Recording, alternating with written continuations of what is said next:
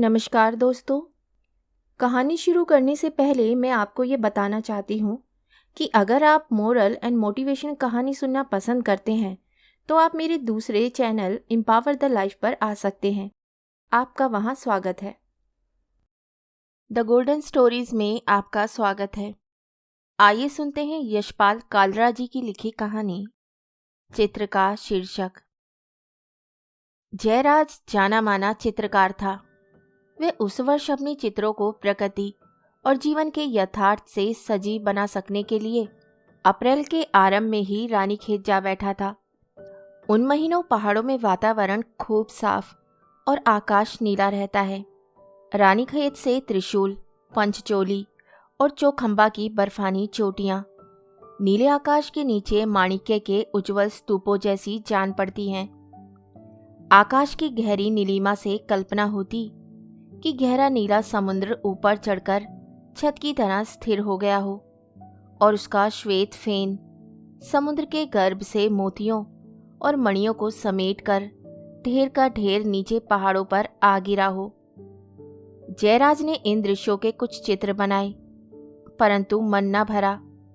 मनुष्य के संसर्ग से हीन यह चित्र बनाकर उसे ऐसा ही अनुभव हो रहा था जैसे निर्जन बियाबान में गाय राख का चित्र बना दिया हो। यह चित्र उसे मनुष्य की चाह और अनुभव के स्पंदन से शून्य जान पड़ते थे।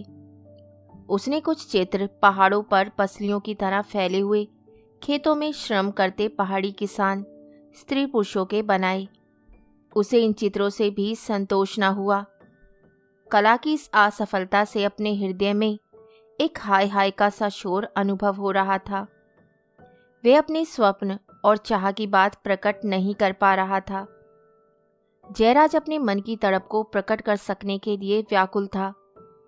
वह मुट्ठी पर ठोड़ी टिकाए बरामदे में बैठा था। उसकी दृष्टि दूर दूर तक फैली हरी घाटियों पर तैर रही थी।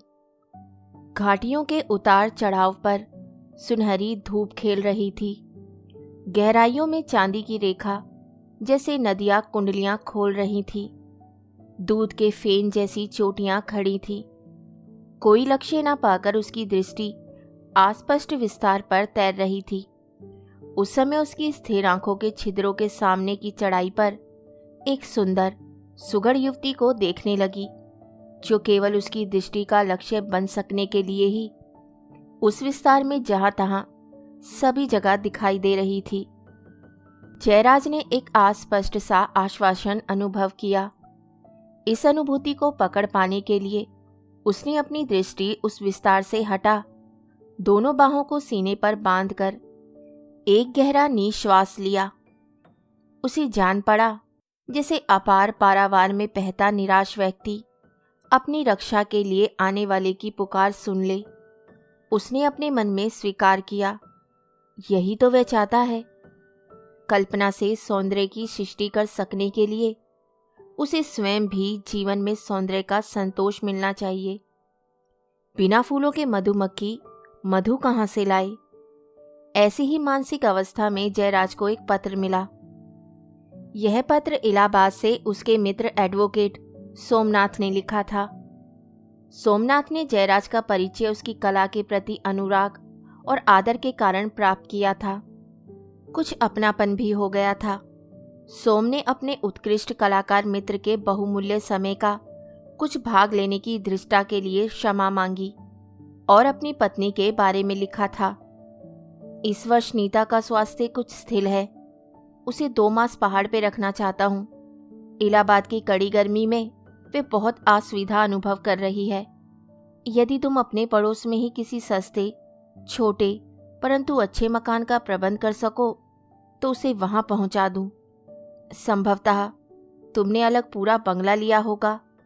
यदि उस मकान में जगह हो और इससे तुम्हारे काम में विघ्न पड़ने की आशंका ना हो तो हम 1-2 कमरे सबलेट कर लेंगे। हम अपने लिए अलग नौकर रख लेंगे, आदि आदि। 2 वर्ष पूर्व जयराज इलाहाबाद गया था। उस समय सोम ने उसके सम्मान में एक चाय पार्टी दी थी। उस अवसर पर जयराज ने नीता को देखा था और नीता का विवाह हुए कुछ ही मास बीते थे। पार्टी में आए अनेक स्त्री पुरुष की भीड़ भड़क्के में संक्षिप्त परिचय ही हो पाया था। जयराज ने स्मृति को उंगली से अपने मस्तिष्क में कुरेदा। उसे केवल इतना ही याद आया कि नीता दुबली पतली, छरहरे बदन की गोरी हंसमुख नवयुवती थी, आंखों में बुद्धि की चमक। जयराज ने पत्र को तिपाई पर एक ओर दबा दिया और सामने घाटी के विस्तार पर निरुद्देश्य नजर किए सोचने लगा, क्या उत्तर दे। जयराज की निरुद्देश्य दृष्टि तो घाटी के विस्तार पर तैर रही थी, परंतु कल्पना में अनुभव कर रहा था कि उसके समीप ही दूसरी आराम कुर्सी पर नीता बैठी है। वह भी दूर घाटी में कुछ देख रही है या किसी पुस्तक के पन्नों या अखबार में दृष्टि गड़ाए है। समीप बैठी युवती नारी की कल्पना जयराज को दूध के फेन के समान श्वेत, स्फटिक के समान उज्जवल, पहाड़ की बर्फानी चोटी से कहीं अधिक स्पंदन उत्पन्न करने वाली जान पड़ी।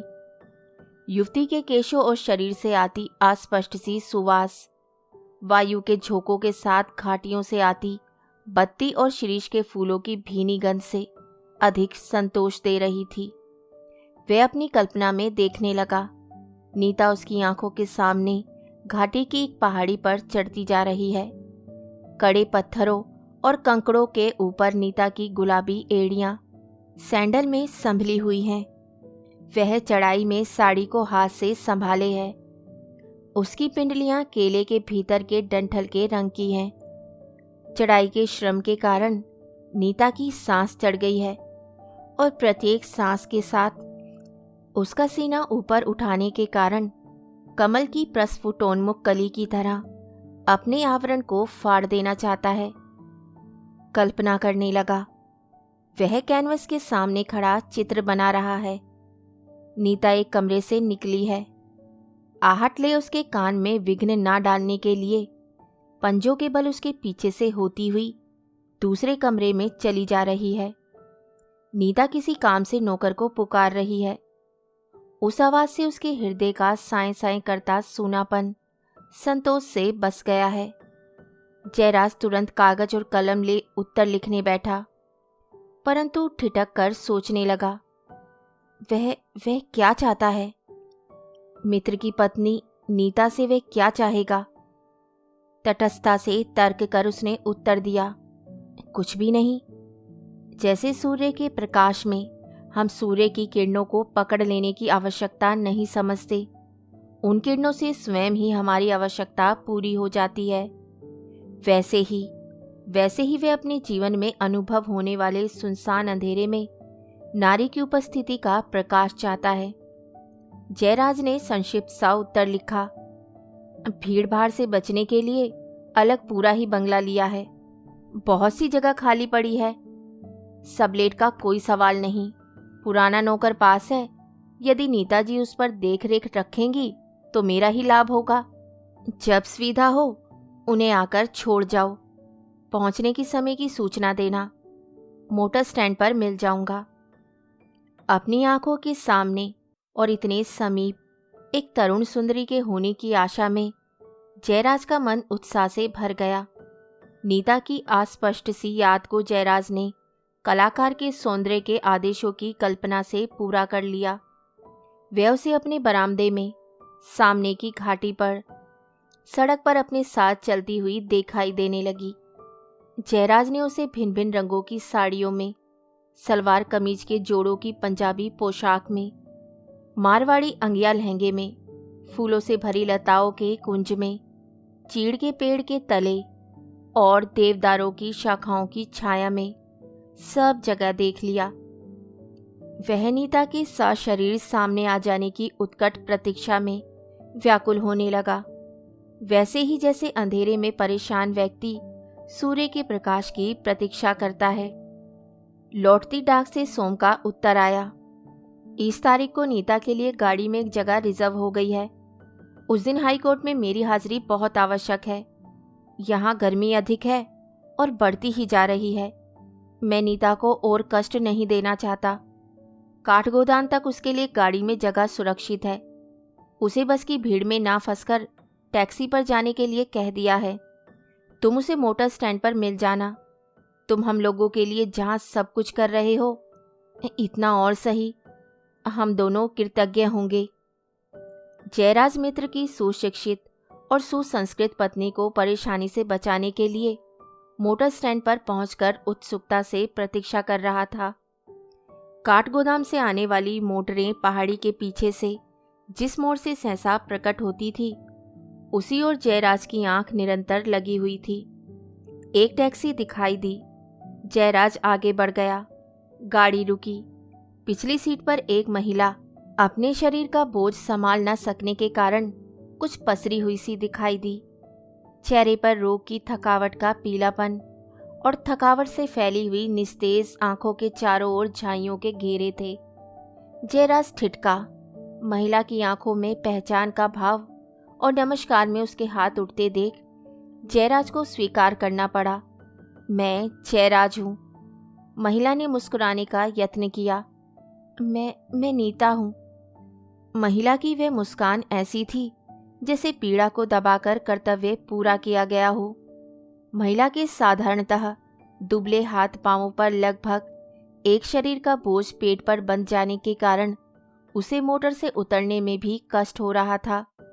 बिखरे जाते अपने शरीर को संभाल लेने में उसे ही असुविधा हो रही थी, जैसे सफर में बिस्तर के बंद टूट जाने पर उसे संभालना कठिन हो जाता है। महिला लंगड़ाती हुई कुछ ही कदम चल पाई कि जयराज ने एक डोली को पुकार उसे 4 आदमियों के कंधों पर लदवा दिया। सौजन्य के नाते उसे डांडी के साथ चलना चाहिए था, परंतु उस स्थिर और विरूप आकृति के समीप रहने में जयराज को उबकाई और गलानी अनुभव हो रही थी। नीता बंगले पर पहुंचकर एक अलग कमरे में पलंग पर लेट गई। जयराज के कानों में उस कमरे से निरंतर आह ऊह की दबी कराहट पहुंच रही थी। उसने दोनों कानों में उंगलियां दबाकर कराहट सुनने से बचना चाहा, परंतु उसी शरीर के रोम रोम से वे कराहट सुनाई दे रही थी। वे नीता की विरूप आकृति, रोग और बोझ से स्थिर लंगड़ा लंगड़ा कर चलते शरीर को अपनी स्मृति के पर से पोंछ डालना चाहता था, परंतु वे बरबस आकर उसके सामने खड़ी हो जाती। नीता जयराज को उस मकान के पूरे वातावरण में समाई गई अनुभव हो रही थी। जयराज का मन चाह रहा था बंगले से कहीं दूर भाग जाए। दूसरे दिन सुबह सूर्य की प्रथम किरणें बरामदे में आ रही थी। सुबह की हवा में कुछ खुशकी थी। जयराज नीता के कमरे से दूर बरामदे में आराम कुर्सी पर बैठ गया। नीता भी लगातार लेटने से ऊबकर कुछ ताजी हवा लेने के लिए बाहर आई, लेकिन अपने शरीर को संभाले लंगड़ाती लंगड़ाती बरामदे में दूसरी कुर्सी पर आ बैठी। उसने कर्राहट को गले में दबा जयराज को नमस्कार कर हालचाल पूछकर कहा, मुझे तो शायद सफर की थकावट या नई जगह के कारण रात नींद नहीं आ सकी। जयराज के लिए वहां बैठे रहना असंभव हो गया। वह उठ खड़ा हुआ और कुछ देर में लौटने की बात कह बंगले से निकल गया। परेशानी में वे इस सड़क से उस सड़क पर मीलों घूमता इस संकट से मुक्ति का उपाय सोचता रहा। छुटकारे के लिए उसका मन वैसे ही तड़प रहा था जैसे चिड़ी मार के हाथ में फंस गई चिड़िया फड़फड़ाती है। उसी उपाय सूझा। वह तेज कदमों से डाक खाने पहुंचा। एक तार उसने सोम को दे दिया। उसने उस पत्र में लिखा कि अभी बनारस से तार मिला है कि रोग सैया पर पड़ी माँ मुझे देखने के लिए छटपटा रही है। इसी समय बनारस जाना अनिवार्य है। मकान का किराया 6 महीने का पेशगी दे दिया है। नौकर यहीं रहेगा। हो सके तो तुम आकर पत्नी के पास रहो। यह तार दे वह बंगले पर लौटा। नौकर को इशारे से बुलाया। एक सूटकेस में आवश्यक कपड़े ले उसने नौकर को विश्वास दिलाया कि 2 दिन के लिए बाहर जा रहा है। सोम को दी हुई तार की नकल अपने जाने के बाद नीता को दिखाने के लिए दे दी और हिदायत की, बीबी जी को किसी तरह का भी कष्ट ना हो। बनारस में जयराज को रानीखेत से लिखा सोम का पत्र मिला। रोम ने मित्र की माता के स्वास्थ्य के लिए चिंता प्रकट की थी और लिखा था कि हाईकोर्ट में अवकाश हो गया है। वह रानीखेत पहुंच गया है और वह और नीता उसके लौट आने की प्रतीक्षा उत्सुकता से कर रहे हैं। जयराज ने उत्तर में सोम को धन्यवाद देकर लिखा कि वे मकान और नौकर को अपना ही समझकर निसंकोच वहां रहे। वे स्वयं अनेक कारणों से जल्दी नहीं लौट सकेगा। सोम बार बार पत्र लिखकर जयराज को बुलाता रहा, परंतु जयराज रानीखेत ना लौटा। आखिर सोम मकान और सामान नौकर को सहेज नीता के साथ इलाहाबाद लौट गया। यह समाचार मिलने पर जयराज ने नौकर को सामान सहित बनारस बुलवा लिया। जयराज के जीवन में सूनेपन की शिकायत का स्थान अब सौंदर्य के धोखे के प्रति ग्लानि ने ले लिया। जीवन की विरूपता और विभत्सता का आतंक उसके मन पर छा गया। नीता का रोग से पीड़ित बोझिल कराता हुआ रूप उसकी आंखों के सामने से कभी न हटने की जिद कर रहा था। मस्तिष्क में समाई हुई ग्लानि से छुटकारा पाने का दृढ़ निश्चय कर वे सीधा कश्मीर पहुंचा।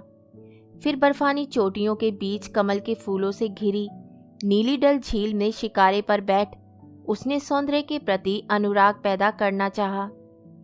पुरी और केरल में समुद्र के किनारे जा उसने चांदनी रात में ज्वार भाटे का दृश्य देखा। जीवन के संघर्ष से गूंजते नगरों में उसने अपने आप को भुला देना चाहा, परंतु मस्तिष्क में भरे हुए नारी की विरूपता के यथार्थ ने उसका पीछा न छोड़ा। वह बनारस लौट आया और अपने ऊपर किए गए अत्याचार का बदला लेने के लिए रंग और कूची लेकर कैनवास के सामने जा खड़ा हुआ। जयराज ने एक चित्र बनाया, पलंग पर लेटी हुई नीता का। उसका पेट फूला हुआ था, चेहरे पर रोग का पीलापन, पीड़ा से फैली हुई आंखें, कर्राहट में खुलकर मुड़े हुए होठ, हाथ पांव पीड़ा से ऐंठे हुए। जयराज ये चित्र पूरा कर ही रहा था कि उसे सोम का पत्र मिला। सोम ने अपने पुत्र के नामकरण की तारीख बताकर बहुत ही प्रबल अनुरोध किया था कि उस अवसर पर उसे अवश्य ही इलाहाबाद आना पड़ेगा। जयराज ने झुंझलाहट में पत्र को मोड़कर फेंक दिया।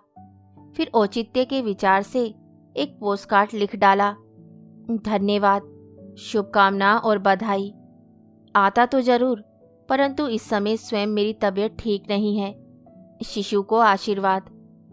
सोम और नीता को अपने सम्मानित और कृपालु मित्र का पोस्टकार्ड शनिवार को मिला। रविवार वे दोनों सुबह की गाड़ी से बनारस जयराज के मकान पर जा पहुंचे। नौकर उन्हें सीधे जयराज के चित्र बनाने की टिकटिकी पर ही चढ़ा हुआ था। सोम और नीता की आंखें उस चित्र पर पड़ी और वहीं जम गई। जयराज अपराध की लज्जा से गड़ा जा रहा था। बहुत देर तक उसे अपने अतिथियों की ओर देखने का साहस ही न हुआ, और जब देखा तो नीता गोद में किलकते बच्चे को हाथ से कठिनता से संभाले, दूसरे हाथ से साड़ी का आंचल होठों पर रखे अपनी मुस्कुराहट छिपाने की चेष्टा कर रही थी। उसकी आंखें गर्व और हंसी से तारों की तरह चमक रही थी। लज्जा और पुलक की मिलावट से उसका चेहरा सिंदूरी हो रहा था। जयराज के सामने खड़ी नीता रानीखेत में नीता को देखने से पहले और उसके संबंध में बताई कल्पनाओं से कहीं अधिक सुंदर थी। जयराज के मन को एक धक्का लगा। ओह, धोखा! और उसका मन फिर धोखे की ग्लानि से भर गया। जयराज ने उस चित्र को नष्ट कर देने के लिए समीप पड़ी छुरी हाथ में उठा ली। उसी समय नीता का पुलक भरा शब्द सुनाई दिया। इस चित्र का शीर्षक आप क्या रखेंगे? जयराज का हाथ रुक गया। वे नीता के चेहरे पर गर्व और अभिमान के भाव को देखता स्तब्ध खड़ा रहा। कलाकार को अपने इस बहुत ही उत्कृष्ट चित्र के लिए कोई शीर्षक ना खोज सकते देख नीता ने अपने बालक को अभिमान से आगे बढ़ा, मुस्कुराकर सुझाया, इस चित्र का शीर्षक रखिए सृजन की पीड़ा। कहानी सुनने के लिए धन्यवाद। तो इसी के साथ मैं आपसे विदा लेती हूँ और कल फिर मिलती हूँ एक नई कहानी के साथ। तब तक के लिए अलविदा।